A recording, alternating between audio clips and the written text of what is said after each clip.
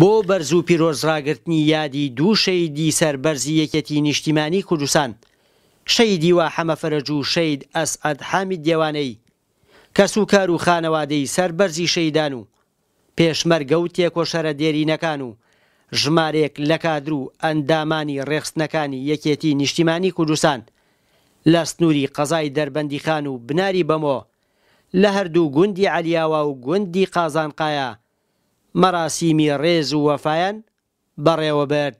ئومێد نەبوو هەردووای عەسران فتیلەی بەر هەیوانەکان بەگڕدەدران.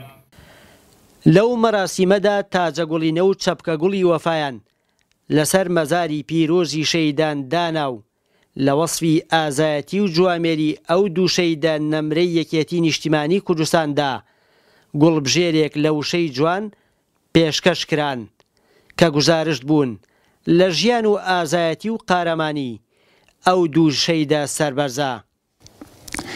یەکێک لەو قارەمانانەیە و ڕۆژگارە کە شەهید بووە لەگەڵ حەوت هاوڕێ و هاوسەنگەری تریدا شەیدیوای حەمەفەرەجە کە بۆ ئەو کاتە لەو بارودۆخەدا ئەو جێگری کەرتێک بووە کە کرد ئەو کاتە لە ئاستێکی زۆر بەرزی پێکهاتەی سەربازیە بووە هی پێشبەرگایەتی کە حسابی بۆ کراوە. ئەمە یادەوەریەکی تاڵە بۆ ئێمە، بەڵام لە هەمان کاتە سەروەریەکی زۆر گەورەیە بۆ هەموو یەکێتی و بە هەموو ڕێخستنەکان و بۆ هەموو کادرەکانی یەکێتی نیشتیمانی کە شانازی بە ئەو ڕابردوایانەوە بکەن کە خۆبەختکردن لە پێناوی میلەتەکەمانە بەرنامەیەکی زۆر گەورە بووە.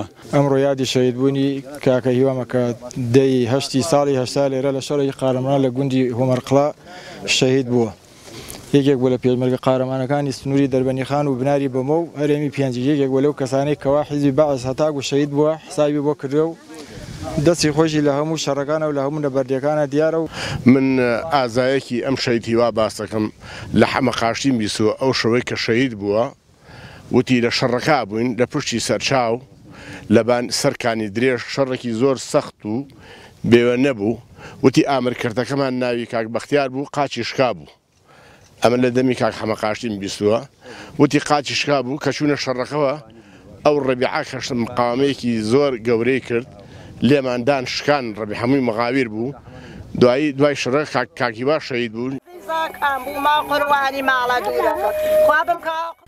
گریانی بەکوڵی خوشکی شەید ئەسعەد پاش 40 ساڵ لە دوای شەید بوونی براکەی ناخی ئامادەبوانی دەهەژاند کە چۆن بە گەنجێتی دەستی ماڵ ئاوایی بۆ براکەی بەرز کردەوە کاتێک پەیوەندی بە ڕیزەکانی یەکێتی نیشتیمانی کوردستان و شۆڕشەوە کرد.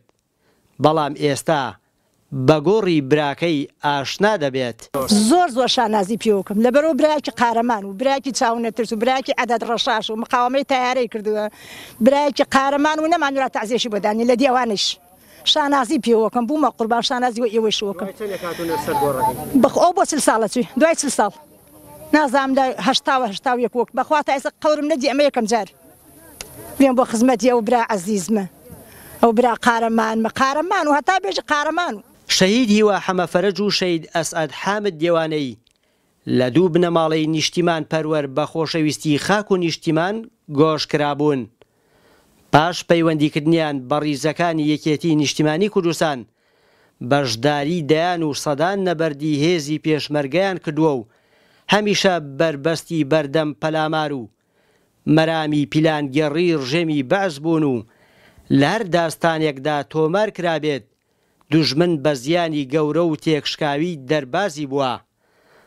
بەڵام 40 ساڵ بەر لە ئێستا و لە دوو نەبەردی و داستانی پێشمەرگەدا لە ڕووبەڕووبوونەوە و پیلانگێڕی ڕژێمی بەعزدا لە ناوچەی سەنگا و قەرەداغ شەهید بوون و بە شەهیدبوونیشیان بوون بە لاپەڕێکی پرشنگدار لە مێژووی پڕشکۆی یەکێتی نیشتیمانی کوردستان و گەلەکەماندا.